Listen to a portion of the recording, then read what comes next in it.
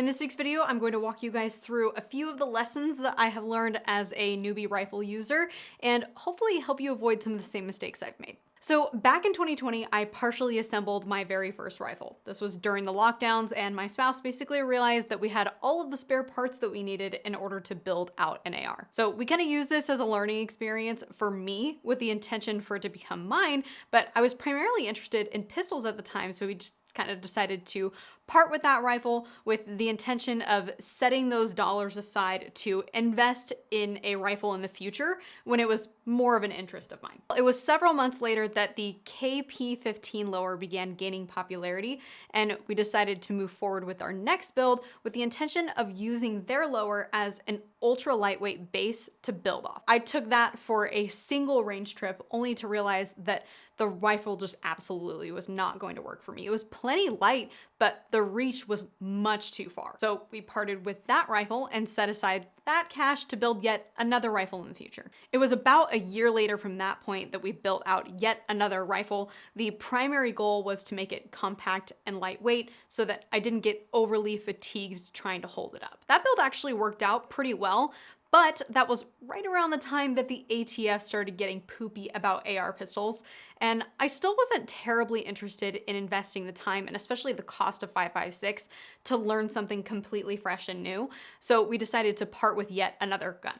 So after building out 3 different rifles for my newbie use case, I want to talk about some of the things that I've learned. However, to be clear, I would very much still consider myself a newbie when it comes to rifles. We all have to start somewhere, and a big part of this channel is bringing you along for my learning process from the very beginning. That's why you can go into my USPSA playlist and see my progress from my very first match to making B class to some of my more recent 2-gun matches. So after that 3rd rifle, I decided I was pretty much done building out rifles, at least for the foreseeable future. I knew that for my next rifle, I would want a fully built out, ready-made solution. Quite frankly, as a newbie, I hated trying to research all the little decisions about all the various parts in the gun, because at the end of the day, when you're new, you don't know what you don't know, and you're just kind of clamoring for information.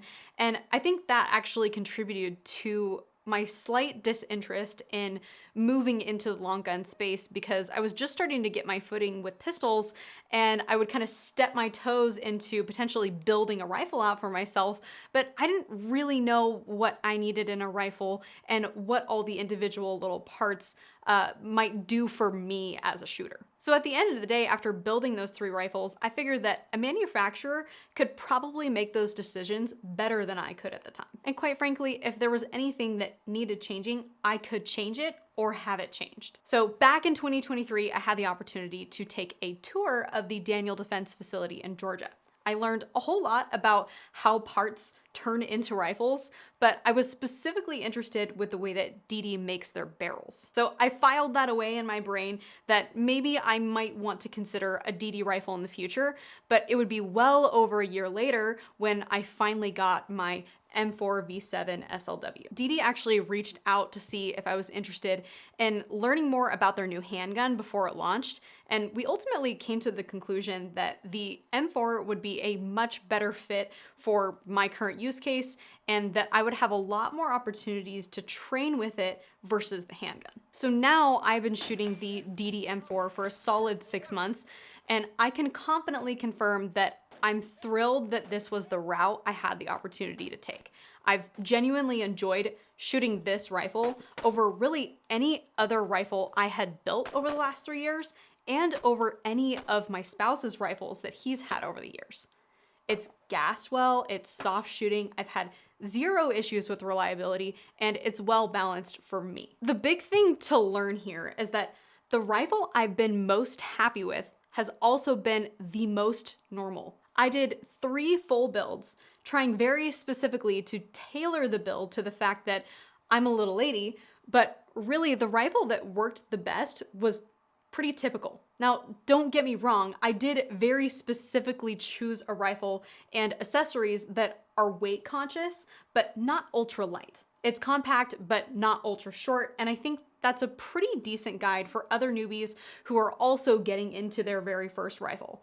don't go too far in any one direction. Get some experience on something fairly standard, and then if your experience teaches you that you need something more specific, go from there. Chances are a typical rifle, a typical handgun is going to serve you just fine as you begin to learn of a new shooting platform or a new skill or anything like that. Thanks guys for watching this video, and please sound off in the comments your thoughts on any of this. I know that there has been some opinionated comments on my other rifle posts, so please continue the discussion and the discord in the comments section down below.